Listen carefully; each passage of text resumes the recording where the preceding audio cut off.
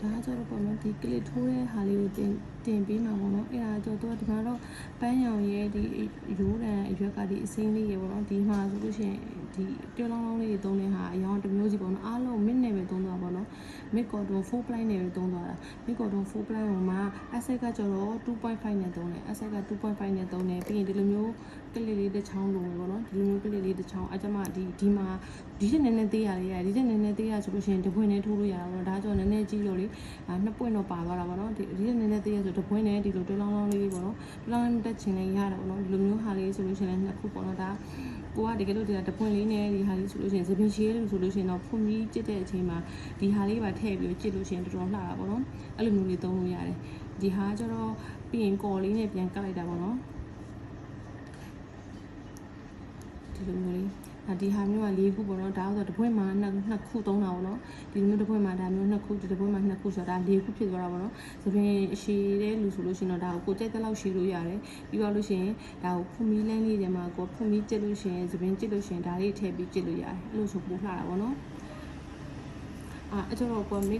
mid cotton 4 ply သုံးလို့ရတယ်ဒါမှဒီမှာတော့4 ply ကနေတော့လေအခုက5 ply နဲ့ပဲပေါင်းပြီးတော့သုံးသွားမှာပေါ့နော်5 ply သုံးတဲ့အခါမှာလည်းဒီလိုမျိုးနေရာမှာပဲသုံးတာပေါ့နော်ဘာလို့ဆိုတော့အရင်ကြီးသွားမှာဆိုလို့လေဒီဟာတွေကကျတော့ဒီ3ခုကကျတော့ဒီလို line လေးသုံးတဲ့နေရာမှာဒီလို line လေးသုံးတဲ့နေရာမှာသုံးမှာပေါ့နော်ကျန်တဲ့ဒီဥစ္စာကကျတော့ပန်းပွင့်ရဲ့ပန်းဝတ်ဆန်ရဲ့အဲ့လိုမျိုးအစိမ်းလေးအဲ့လိုမျိုးသုံးသွားမှာပေါ့နော်ကိုကတကယ်လို့ဒီပန်းနေရာမှာတခြားရောင်သုံးတင်လည်းရတယ်ဒါကmid cotton နဲ့သုံးတာဆိုတော့အဆင်ပြေရလေးနဲ့ထည့်ပြီးပြပေးရပါတော့အခုကဒီပန်းပွင့်လေးပြန်ထိုးပြပေးမယ်နော်မကြည့်ရင်းလေးလုပ်မယ်နော်မကြည့်ရင်းလေးလုပ်မယ်ပြီးရင်ချင်းတစ်ခါတက်မယ်ချင်းတစ်ခါတက်ပြီးတော့လို့ရှိရင်အဲ့မကြည့်ရင်းလေးထဲမှာတိုင်တိုး6ခါထည့်မယ်နော်တစ်ခါနှစ်ခါသုံးခါလေးခါ5ခါ6ခါတိုင်တိုး6ခါထည့်ပြီးတော့လို့ရှိရင်ဒီကွင်းလေးကိုဆွဲလိုက်မယ်ပြီးရင်ဒီရှေ့တော့ကိုသွားပြီးတော့ရှက်ကုန်နဲ့ချိန်မယ်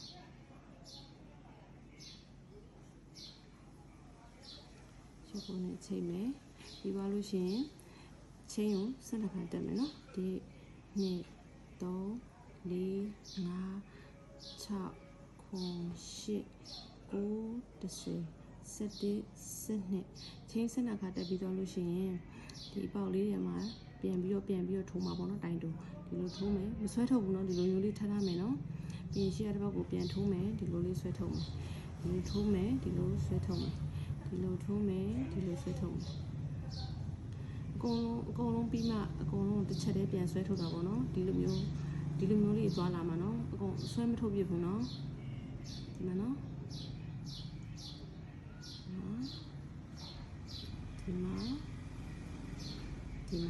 ဒီမျိုးလေးရိုက်နော်ဒီမျိုးလေးရလာလို့ရှိရင်အားလုံးကိုဆွဲထုတ်လိုက်ဖြည်းဖြည်းချင်းစီဆွဲထုတ်နော်တွတ်ထွက်သွားမှာဆိုလို့ဒီလိုလေးရတယ်ဒီလိုလေးရပြီးတော့လို့ရှိရင်ရှေ့ဘက်ကိုသွားပြီးတော့ရှက်ကွန်နဲ့လမ်းချိန်မယ်ဒီလိုလေးဒီပွင့်ပတ်ဒီလိုအလင်းလေးရအောင်လုပ်လိုက်တာပေါ့နော်ပြီးရင်ရှေ့ဘက်ကိုရှက်ကွန်ရှေ့ဘက်ကိုရှက်ကွန်နဲ့ချိန်ပြီးသွားလို့ရှိရင်ချိန်12ခါပြန်တက်မယ်နော်1 2 3 4 5 6 9 10 11 12အဲ့လိုတက်ပြီးသွားရင်ဒီတစ်ခါကိုသွားမယ်ဒီလိုလေးယူမယ်နောက်တစ်ခါဒီလိုလေးယူမယ်ဒီလိုလေးယူမယ်ဒီလိုလေးယူမယ်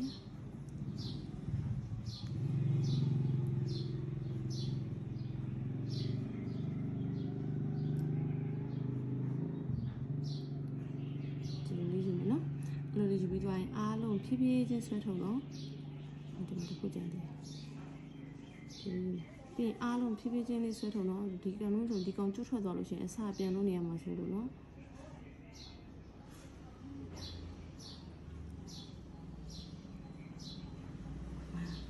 အဲ့လိုပြီးသွားလို့ရှိရင်ရှက်တော့ကိုသွားပြီးတော့ရှက်ကော်နဲ့လမ်းချိန်လိုက်ကိုနဲ့လမ်းချိန်လိုက်အကြလို့ရှိရင်ဒီလိုမျိုးပန်းပွင့်လေးပွင့်ပတ်လေးရတာပေါ့နော်ပွင့်ပတ်လေး5ခုလုံးမှာပေါ့နော်အဲ့လိုမျိုးပဲချိန်12ခါတက်မယ်တစ်ပေါက်ချင်းစီကနေဆွဲထုတ်လာမယ်ပြီးသွားလို့ရှိရင်အားလုံးကိုအကုန်လုံးကိုစုပြီးဆွဲထုတ်မယ်ပြီးရင် ရှေ့ရတဲ့ဘက်ကိုသွားပြီးတော့ရှက်ကောနဲ့ပြန်ချိန်မယ်အဲ့လိုမျိုးနဲ့9ခုလုပ်လာခဲ့မယ်နော်ဒါဆိုလို့ရှိရင်ပန်းပွင့်ရဒီလိုအထက်လိုက်လေးရပြီပေါ့နော်ဒါဆိုလို့ရှိရင်ရှက်ကောနဲ့ချိန်ပြီးတော့ချီကိုပြန်ဖြတ်လိုက်တာပေါ့နော်ပြီးရင်ပြန်ဖြတ်လိုက်မယ်ပြီးရင်ဒီနောက်က magic run လောက်ထားတဲ့ဒီချီစာလေးနဲ့ပေါ့နော်ပြန်တွဲပြီးတော့ပြန်ထုံးလိုက်တာပေါ့နော်ဒီလိုမျိုးပန်းပွင့်ရဒီလိုအလိမ်လေးရသွားတာပေါ့နော်အတွင်းထဲမှာကကျတော့ဝတ်ဆန်ထဲတာပေါ့နော်ဝတ်ဆန်ထဲတာကကျတော့ဒီလိုမျိုးဝတ်ဆန်အဝါလေးနဲ့သုံးတာပေါ့နော်အဲ့ဒါလည်းမခတ်ဘူးရေအဲ့ဒါလည်းဘာလို့လဲဆိုတော့ magic run လေးလောက်လိုက်တယ်ဝင်းရှင်လေးလောက်လိုက်တယ်magic run လေးလောက်လိုက်တယ်ပြီးသွားလို့ရှိရင်ဒီမှာချင်းတစ်ခါတက်လိုက်တယ်အဲ့လိုပြီးသွားလို့ရှိရင်ဒီဝင်းထဲမှာသွားပြီးတော့တိုင်တိုး6ခါထည့်မယ်တစ်ခါနှစ်ခါသုံးခါလေးခါ5ခါ6ခါတိုင်တိုး6ခါထည့်တယ်ပြီးသွားလို့ရှိရင်ဒီခွင်းလေးကိုဆွဲစီးလိုက်မယ်ပြီးသွားရင်ရှေ့ရဘက်ကိုသွားပြီးတော့ရှက်ကောနဲ့ချိန်မယ်ရှက်ကောနဲ့ချိန်မယ်ပြီးသွားလို့ရှိရင်ဖြတ်ချလိုက်မယ်ဒီကိုလှည့်မယ်ပြီးရင်ကျိုးလိုတင်းတင်းဆွဲပြီးတော့ဒီနှစ်ခုကိုပြန်ပူးလိုက်မယ်ဒါအနောက်လေးပေါ့နော်ဒီလိုမျိုးလေးရပါတယ်ဒါဆိုမကြည့်ရင်းနဲ့လုပ်ထားတဲ့ဟာလေးပေါ့နော်အပြီးဒီနှစ်ခုကိုထပ်လိုက်တယ်ထပ်ပြီးတော့လို့ရှိရင်ဒီမကြည့်ရင်းလုပ်ထားတဲ့ဒီမှာဒီနေရာမှာအပေါက်လေးရှိရလေအဲ့အပေါက်လေးကနေဆွဲပြီးတော့အပြန်ထိုးထည့်လိုက်ဒီခွင်းထိပ်လေးကိုပြန်ထိုးထည့်ပြီးတော့ဒီကျိုးအဝါလေးကိုဆွဲထုတ်လိုက်ကျိုးအဝါလေးကိုဆွဲထုတ်လိုက်မယ်ဒီလိုခွင်းလေးပြန်ဆွဲထုတ်လိုက်တာပေါ့နော်ဆွဲထုတ်ပြီးပါလို့ရှိရင်ဒီပန်းလေးကိုဒီဝတ်ဆန်လေးကိုဒီအလဲထဲမှာကြောက်ချလိုက်တာပေါ့ပြီးတော့မှကော်နဲ့ပြန်ကတ်တာပေါ့နော်ဒါကကျတော့ဒီပန်းပွင့်နဲ့ဒီကျိုးလေးတွေကတ်လို့ရှိရင်အဆင်မပြေမှာစိုးလို့ဒီနောက်မှာပြန်ပြီးတော့ဒီပန်းရောင်ကျိုးရဲ့အဝါရောင်ကျိုးရဲ့ပြန်တွဲပြီးခြိလိုက်တာပေါ့နော်ခြိပြီးသွားလို့ရှိရင်ဒီနေရာမှာကျတော့ကော်တော့ပြီးတော့ဒီလိုလှန့်ကတ်လိုက်တာအဲကြလို့ရှိရင်ဒီနှစ်ခုကလုံးဝမယုံတော့ဘူးပေါ့နော်ကွာမကြတော့ဘူးပေါ့ဒီလိုမျိုးလေးဖြစ်သွားမှာအဲ့လိုမျိုးလေးထိုးတာပေါ့နော်ဒီလိုမျိုးပန်းပွင့်လေးနဲ့ထိုးတာအဲ့ဒါကျတော့ဒီမှာကဒီလိုမျိုးလေးကတ်ဖို့ပေါ့နော်ကိုကသေးတယ်ဆိုတော့တပွင့်လေးကတ်လို့ရတယ်နော်ဒီလိုလေးအမှကိုကအရွက်အစိမ်းလေးပေါ့နော်ဒီမှာခံတဲ့အရွက်အစိမ်းလေးထိုးပြပေးမယ်နော်ဒါကကျတော့ဒီလိုပန်းပွင့်လေးထိုးမှာပေါ့နော်ဒီလိုပန်းပွင့်တော့ဖြုတ်ကုန်ပြီဒီလိုတိရွက်ကလေးပေါ့နော်ဒီပန်းပွင့်ရဲ့အောက်မှာဒီလိုလေးခံဖို့ပေါ့နော်ဒီလိုတိရွက်ကလေးထိုးမှာပေါ့နော်အဲ့ဒါအတွက်ကချင်းလေးကတက်မယ်နော်ချင်းလေးက1 2 3 4ကတက်မယ်ပြီးသွားလို့ရှိရင်အပေါ်ကိုချီတင်မယ်ပြီးရင်နောက်ဆုံးပေါက်ကိုလာပြီးတော့ဒီလိုမျိုးလေးလာပြီးဆွဲထုတ်မယ်ပြီးရင်အကိုချီကိုဆွဲမထုတ်သေးဘူးเนาะနောက်တစ်ခါအပေါ်ကိုချီတင်မယ်ဒီခွင်းထဲကိုဝဲတစ်ခါပြန်လာထိုးထည့်မယ်နောက်တစ်ခါအပေါ်ကိုချီတင်မယ်ဒီခွင်းထဲကိုဝဲပြန်လာထိုးထည့်မယ်ဒီလိုလုပ်တာပေါ့เนาะအလုံးပေါင်းပြီးရင်ဆွဲထုတ်လိုက်တယ်3ခါလောက်တာပေါ့နော်ပြီးရင်ဆွဲထုတ်လိုက်တယ်ပြီးရင်ချင်းတစ်ခါတက်မယ်တစ်ခါနှစ်ခါချင်းတစ်ခါတက်ပြီးသွားလို့ရှိရင်ဒီခွင်းထဲမှာဒီလိုလေးဝင်လိုက်တာပေါ့နော်ဒီလိုလေးဝင်လိုက်တာပြီးသွားလို့ရှိရင်အားလုံးဒီလိုဆွဲထုတ်တယ်ပြီးရင်ဒီဘက်ကိုလည်းဒီလိုဆွဲထုတ်တယ်ရှက်ကော်ချိတ်တဲ့ပုံစံမျိုးလေးပေါ့နော်ပြီးရင်ချင်း3ခါတက်မယ်1 2 3ချင်း3ခါတက်ပြီးသွားလို့ရှိရင်ဒီနောက်ဆုံးဘက်ကိုပြန်လာပြီးတော့ရှက်ကော်နဲ့တစ်ခါပြန်လာချိတ်မယ်ဒီတိပြက်လို့ဖူးလေးလုပ်လိုက်တာပေါ့နော်ဒီလိုတိပြက်ဖူးလေးလုပ်လိုက်တာအဲ့ဒါပြီးရင်ချင်းလေးကတက်မယ်1 2 3 4ချင်းလေးကတက်ပြီးသွားရင်အပေါ်ချီတင်မယ်နောက်ဆုံးပေါက်ကိုလာပြီးတော့ဒီလိုဂွင်းတစ်ခါထုတ်မယ်နောက်တစ်ခါထပ်တင်မယ်ဒီလိုဂွင်းတစ်ခါထုတ်မယ်ပြီးနောက်တစ်ခါထပ်တင်မယ်ဒီလိုဂွင်းတစ်ခါထုတ်တယ်အားလုံးပေါင်း3ခါပြီးသွားရင်အားလုံးကိုဆွဲထုတ်လိုက်မယ်ပြီးရင်ချင်းတစ်ခါတက်မယ်တစ်ခါနှစ်ခါချင်းတစ်ခါတက်ပြီးသွားရင်နောက်ဆုံးပေါက်ကိုလာမယ်ဒီထဲကိုဝင်မယ်ရှေ့ကကျိုးထဲမှာလည်းဒီလိုတစ်ခါဝင်မယ်ဒီလိုမျိုးလေးနော်တစ်ခါဝင်မယ်အဲ့ဒါပြီးရင်ဒီလိုလေးဆွဲထုတ်မယ်ပြီးရင်ဒီလိုမျိုးတစ်ခါဆွဲထုတ်မယ်အချွန်လေးရအောင်ပေါ့နော်ပြီးရင်ချင်း3ခါတက်မယ်1 2 3ချင်း3ခါတက်ပြီးတော့လို့ရှိရင်ဒီနောက်ဆုံးပေါက်ကိုလာပြီးတော့ဒီလိုမျိုးလေးလာပြီးတော့ရှက်ကွန်နဲ့တစ်ခါပြန်ချိတ်ဒါဆိုအဖူးလေးနှစ်ခုပြီးသွားပြီပေါ့နော်အပြီးရင်ချင်း4ခါတက်မယ်1 2 3 4ချင်း4ခါတက်မယ်ဒီလိုမျိုးလုပ်မယ်ပြီးရင်ဒီလိုလေးဆွဲထုတ်မယ်ပြီးရင်တစ်ခါဒီလိုလုပ်မယ်ပြီးရင်ဒီလိုတစ်ခါလုပ်မယ်3ခါနော်ဒီလိုတစ်ခါလုပ်တယ်ပြီးသွားရင်အားလုံးဆွဲထုတ်လိုက်မယ်ပြီးရင်ချင်းတစ်ခါတက်မယ်တစ်ခါနှစ်ခါချင်းတစ်ခါတက်တယ်ပြီးရင်ဒီလိုမျိုးလေးလုပ်မယ်ခုံကဘာလို့မငြိမ်တော့ဒီမျိုးလေးလုပ်မယ်ပြီးရင်ချင်း3ခါတက်မယ်1 2 3ချင်း3ခါတက်ပြီးသွားရင်ဒီကွင်းကိုဒီလိုလေးလာချိတ်မယ်ပြီးရင်ရှက်ပေါ်နဲ့ချိတ်တယ်